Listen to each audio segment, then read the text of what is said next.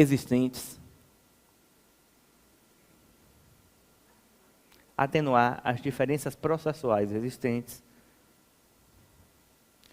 entre empregado e empregador,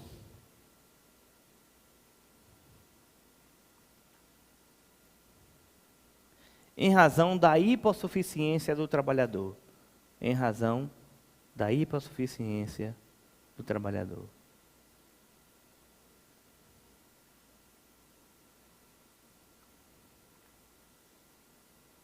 O que acontece? Dentro do direito do trabalho, a gente tem uma relação que ela é desigual. Eu tenho uma regra que o empregado ele é hipossuficiente em relação ao seu empregador, não é isso? Então, eu tenho uma relação de desigualdade. Alguém precisa pegar esse empregado e equipará-lo ao seu empregador nessa relação. E quem é que vai fazer isso? É o Estado, através do direito do trabalho e do direito processual do trabalho. Então, a gente precisa dar essa equiparação de forças e de armas entre empregado e empregador, também dentro do processo do trabalho. Nós temos vários exemplos que vão dar essa noção, sobretudo, por exemplo, na parte de distribuição do ônus da prova, alguns casos em que a lei permite, em que vai haver a inversão do ônus da prova. Eu vou dar dois exemplos para você aqui. O exemplo da súmula 212 e da súmula 338 do TST, são exemplos em que, processualmente, a gente vai possibilitar uma inversão do ônus da prova por causa da hipossuficiência do trabalhador. A súmula 212 e 338 do TST. São dois exemplos que a gente tem de inversão do ônus da prova. Tá? 212 e 338 do TST. Tá? A súmula 212, ela fala da inversão do ônus da prova no caso da possibilidade da comprovação da rescisão do contrato de trabalho. Como assim, Diego? Vamos supor que eu tenha... Como é seu nome, meu irmão? Jefferson. Jefferson trabalha na minha empresa, e aí Jefferson desapareceu, nunca mais apareceu na empresa para trabalhar, e de repente eu fui surpreendido com uma ação na Justiça do Trabalho que foi ajuizada por Jefferson. Jefferson sumiu e ajuizou uma ação? Que é isso? Ainda disse que eu não paguei as verbas rescisórias. Observe, nesse momento, como Jefferson está alegando que eu não paguei as verbas rescisórias, alegando que eu dispensei ele sem justa causa, em tese seria ele que tinha que provar, porque é ele que está alegando. Mas, como nessa alegação dele eu vou negar, eu estou dizendo, não, eu não dispensei Jefferson. Foi o que eu disse na minha contestação. Eu não dispensei Jefferson. Ora, se eu não dispensei Jefferson, faz sentido eu dizer para você que ele deveria estar trabalhando? Se eu não dispensei, era para ele estar trabalhando, né? Ele não está. Se ele não está trabalhando, o que foi que aconteceu então? Das duas, uma. Ou ele pediu demissão, ou ele abandonou o emprego. Aí, quem é que vai ter que provar isso? Sou eu. Porque vai haver uma inversão do ônus da prova. O ônus que antes era dele passa a ser meu, porque eu estou, dentro dessa negativa, trazendo uma afirmação por baixo disso, dizendo que ou ele pediu demissão, ou ele abandonou o emprego. Ok? Beleza? É uma das possibilidades que a gente tem de inversão do ônus da prova. Vou falar delas também quando a gente estiver falando de direito do trabalho, por isso eu vou segurar um pouquinho.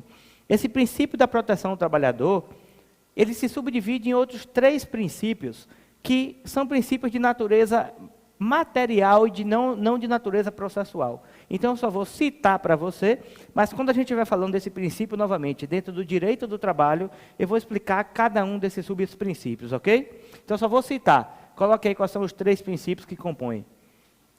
Princípio da aplicação da norma mais favorável, eu espero, pode colocar aí. Princípio da aplicação da norma mais favorável.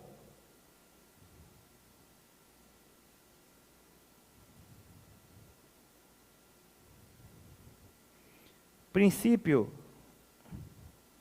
da condição mais benéfica. Princípio da condição mais benéfica.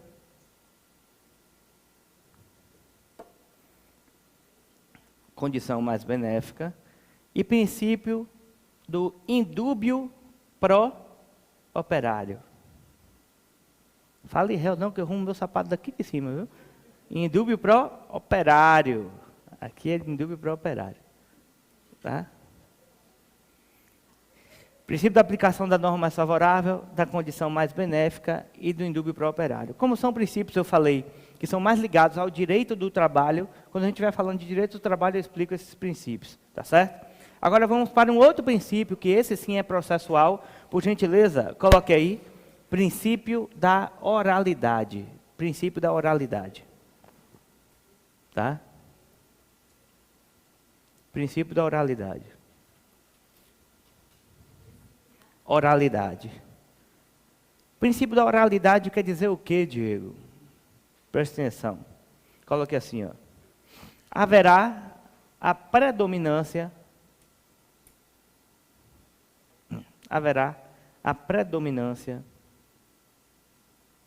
da prática de atos processuais,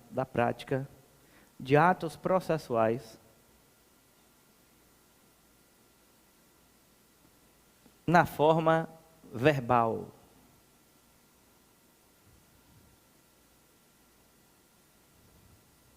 Tá? Observe. O direito do trabalho, ele trata de verbas de natureza alimentar. É o sustento do trabalhador. Então, quando ele ajuiza uma ação buscando essas verbas trabalhistas, a gente precisa que seja um processo rápido, que seja um processo célere, para que ele chegue logo nas verbas. Tá? Então, o que é que a gente vai fazer? A gente precisa fazer com que esse processo dure o mínimo de tempo possível. Então, vai haver uma predominância da prática de atos processuais na forma verbal. E como é que a gente vai fazer isso? Preste atenção. Eu vou falar agora para vocês, dar vários exemplos e mostrar para vocês que desde o começo o processo ele pode ser da forma verbal, tá? A primeira prática de ato processual da forma verbal, coloque aí por gentileza, reclamação trabalhista verbal.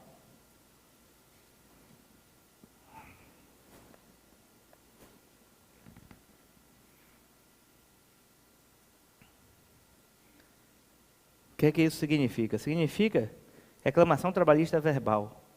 Significa que o trabalhador, ele pode ajuizar uma reclamação trabalhista da forma verbal. Pode ser escrita, mas pode ser também verbal.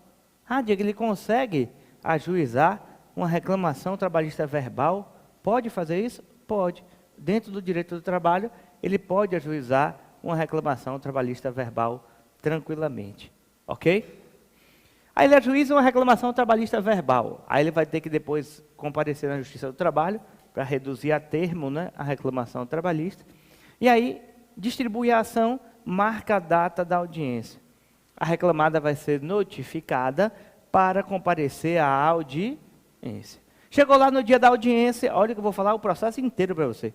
Chegou lá no dia da audiência, as partes estão lá no saguão e vai fazer o pregão.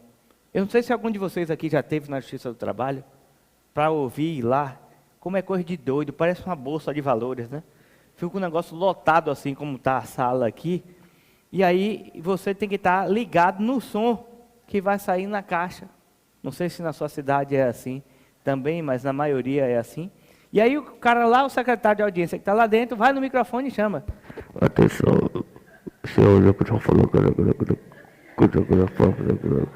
e falou que comparecer à Secretaria da tal vara do trabalho. Não é assim? Coisa de louco. E aí o advogado que está antenado já me chamou. Como te chamou? Não vi nada aí. Chamou não, é a nossa. Né? É a nossa. Então o advogado tem que estar um olho aqui conversando com o cliente, e ouvindo, chamar lá a audiência. E aí chamou a audiência, entra. A primeira coisa que o juiz vai perguntar é o quê? E aí, doutor, tem acordo? Essa é uma prática de um ato processual também verbal. Então, bote aí, ó, tentativa de conciliação.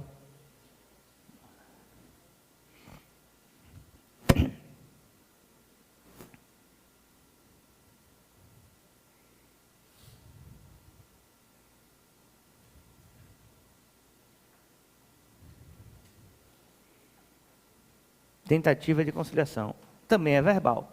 Se tiver acordo, faz acordo e encerra o processo. Mas se não tiver acordo, o que é que vai acontecer? Aí vai seguir o processo para a apresentação da defesa. E a apresentação da defesa ela pode ser escrita, mas também pode ser verbal. Pode ser oral também. E aí, coloque aí, ó, a apresentação da defesa oral em 20 minutos. A reclamada vai ter 20 minutos para apresentar a sua defesa em audiência. Ok? Então, apresentação da defesa oral em 20 minutos. Ok? Beleza? Certo é que, antes da apresentação da defesa, se a reclamada chegar na audiência e dizer assim, doutor, o advogado chegar, doutor, eu nem li a inicial. Aí, antes de apresentar a defesa, o juiz pode ler a inicial. Mas essa leitura, ela é dispensável. Tá? Porque, geralmente, o advogado que chega na audiência e diz que nem leu a petição inicial, conheceu o cliente aqui fora, né? Não conhecia ele ali agora. Aí, tudo bem. Fora isso, o cara tem a obrigação, né, de conhecer. Por isso que, embora tenha previsão legal de se ler a petição inicial antes da apresentação da defesa oral, isso geralmente não acontece porque o cara já conhece a petição, certo? Pronto, apresentou a defesa, e aí a gente vai partir para a fase de instrução. Na fase de instrução, a gente vai ouvir partes e testemunhas. Então, coloque aí, ó, oitiva de partes e testemunhas, que também é uma prática de ato da forma verbal. Oitiva de partes e testemunhas.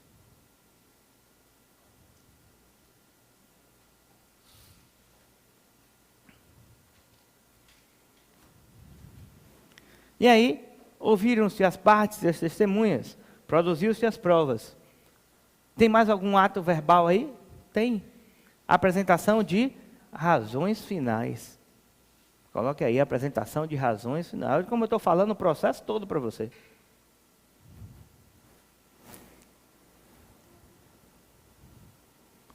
Diego, essas razões finais, eu tenho quanto tempo para apresentar?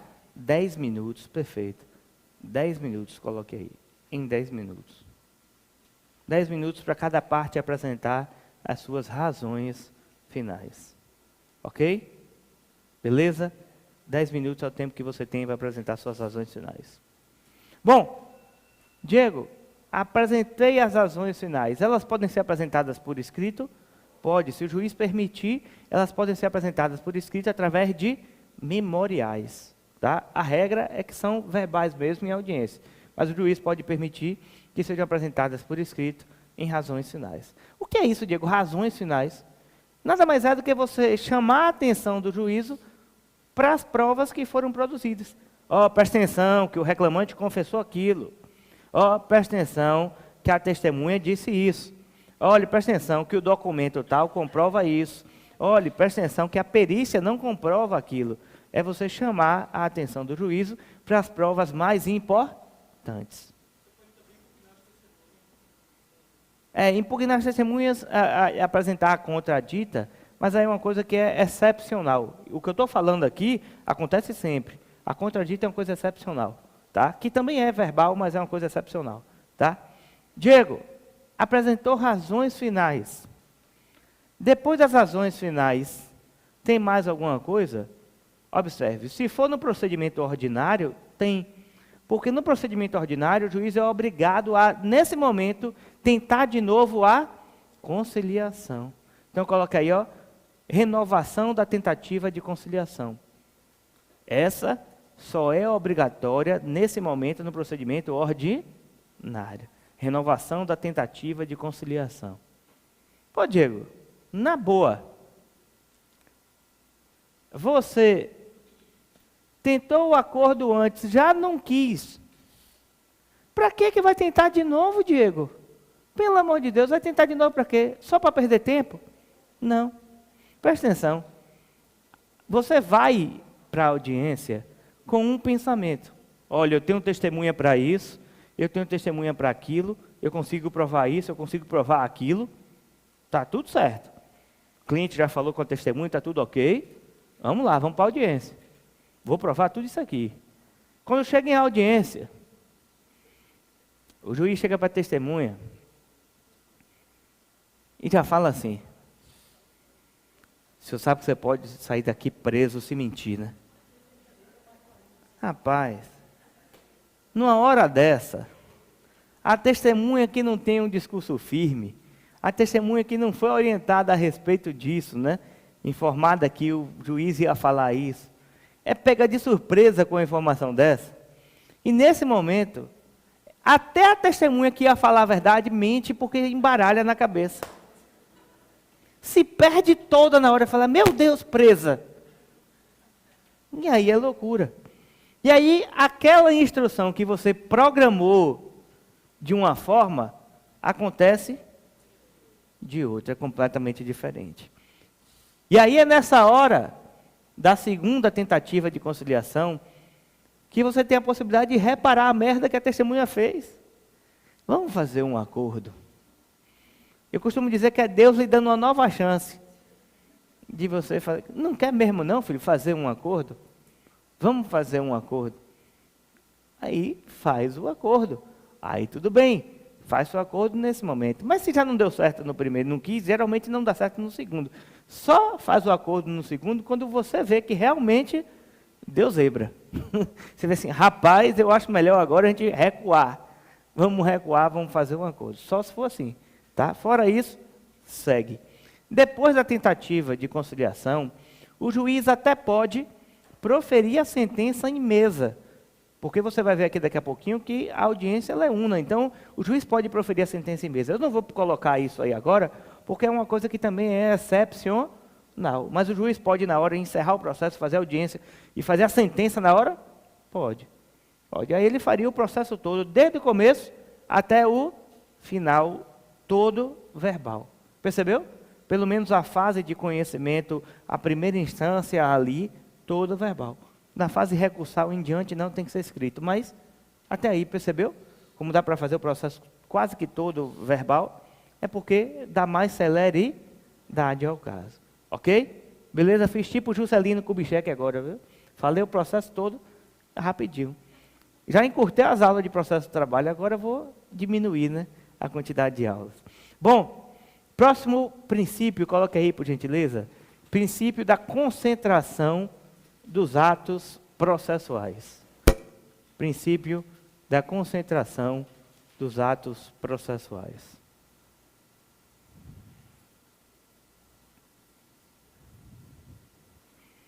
Aí coloque assim por gentileza, ó. As audiências, em regra, serão unas. As audiências, em regra, serão unas.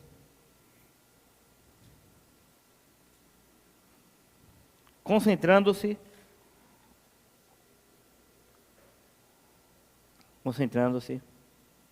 a maior quantidade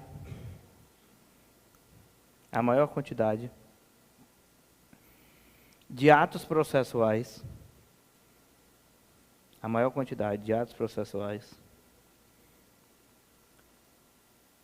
em uma audiência.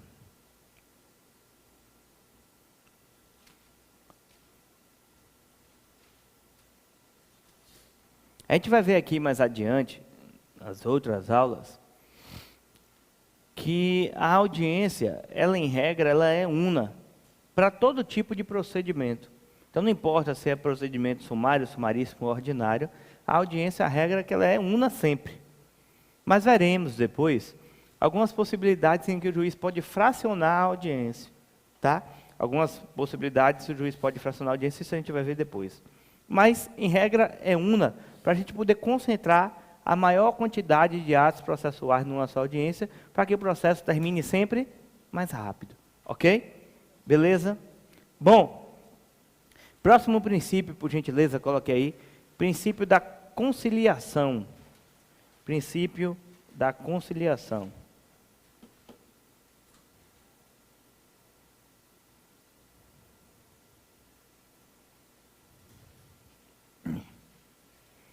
Coloque assim, ó. Os juízes e tribunais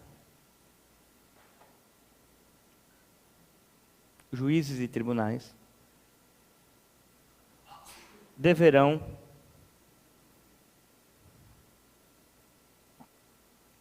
O colega espirrou aqui, eu já fico com medo, viu?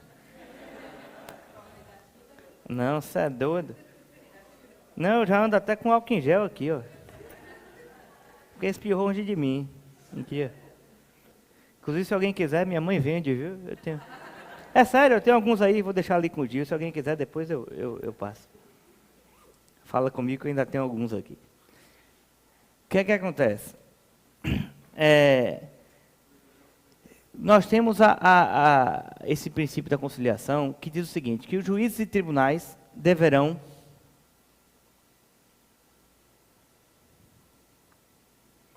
usar dos seus bons ofícios,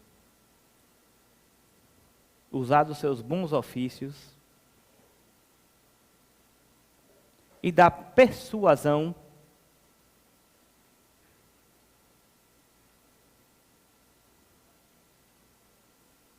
de modo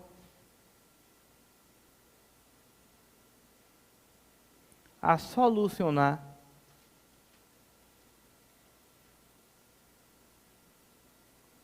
os conflitos de forma conciliatória. De modo a solucionar os conflitos de forma conciliatória.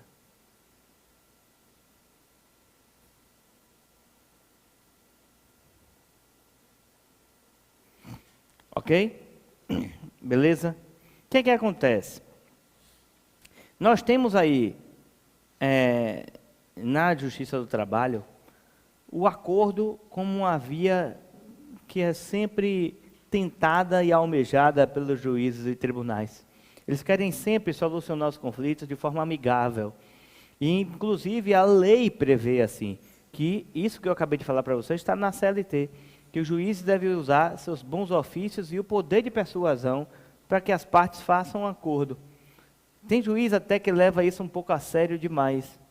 Eu fui fazer uma audiência uma vez mesmo, eu estava defendendo a reclamante nesse processo. Eu hoje advogo basicamente para a reclamada, mas advogo também para a reclamante. E aí eu estava defendendo a reclamante nesse processo. E aí o dono da empresa estava lá, o sócio, e ele estava sem advogado. Ele estava com o contador. Na boa, eu não tenho nada contra, não. Se tiver algum contador aí, me perdoe. Alguém que tem um pai, mãe, parente, irmão, contador, me perdoe. Mas contador é contador. Advogado é advogado. Como eu falei que advogo para a empresa justamente por isso. Que às vezes o cliente vem trazer uma demanda para mim que é coisa da contabilidade. Eu falo, vá para perguntar ao seu contador. Por mais que eu saiba a resposta, quem é o responsável é o contador. Aí o cara me aparece na audiência com o contador. Cada um no seu quadrado. Da mesma forma que eu não vou, na Receita, fazer papel de contador como advogado. Não vou de jeito nenhum, cada um no seu quadrado. Respeita a profissão dos outros e tem que respeitar o espaço do advogado. E aí o que é que acontece? Lá fora, antes da audiência, o dono da empresa viu minha cliente no saguão e foi falar com ela. O nome do cara era Seu Zé, eu lembro até hoje. E o cara revoltado com minha cliente. Como é que você faz isso comigo? Eu lhe tratava feito uma filha.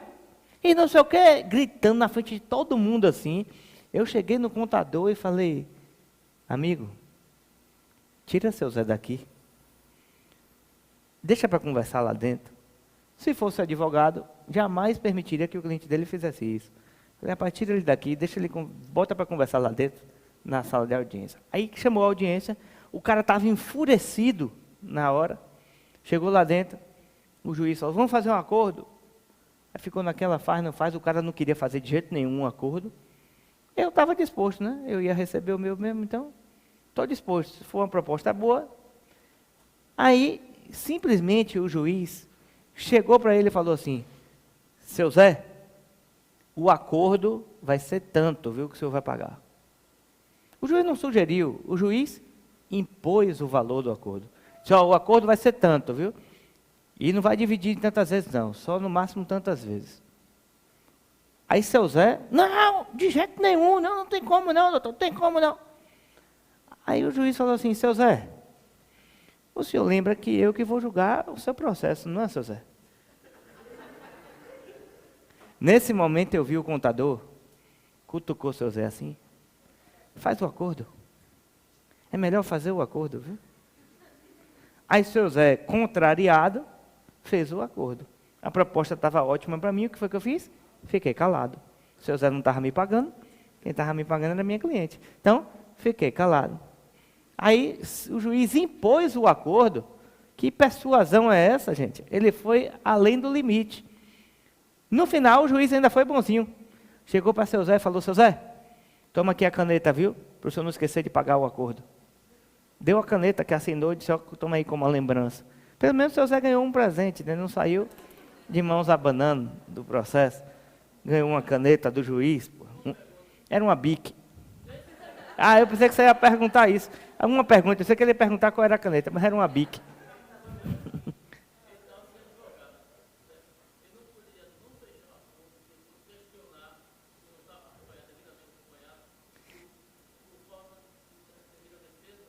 Diego, ele não podia questionar, não fechar o acordo e questionar isso, que ele estava sem advogado. Ele estava sem advogado porque ele quis.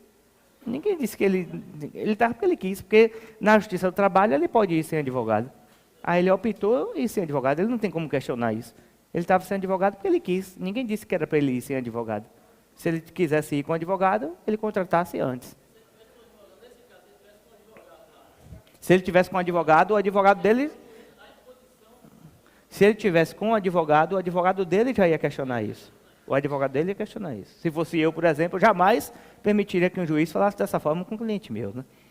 Bom, vamos lá. Preste atenção em relação ao princípio da conciliação ainda. Observe. O juiz, mesmo que as partes queiram, o juiz não é obrigado a homologar o acordo. Ô Diego, mas vamos supor que seu Zé quisesse fazer um acordo com sua cliente, e sua cliente também, todo mundo quer o acordo, chegou lá na hora, o juiz diz, não vou homologar. Ele pode fazer isso? Pode. Mas Diego, as partes querem, não importa. O juiz ele tem que salvaguardar os direitos. Se ele perceber, por exemplo, que está tendo uma renúncia de direitos, aí ele vai e tira o pé, diz, não vou homologar esse acordo. Está tendo aí uma renúncia de direitos. Ok? Ô Diego, então, se ele não pode homologar, não tem a obrigação de homologar o acordo, será que as partes podem entrar com um mandado de segurança da decisão do juiz que negou a homologação do acordo? Não. Por que não? Porque se a homologação do acordo é facultativa, não existe direito líquido e certo. Se não existe direito líquido e certo, não cabe mandado de segurança. Então, coloque assim, por gentileza. Ó. A homologação de acordos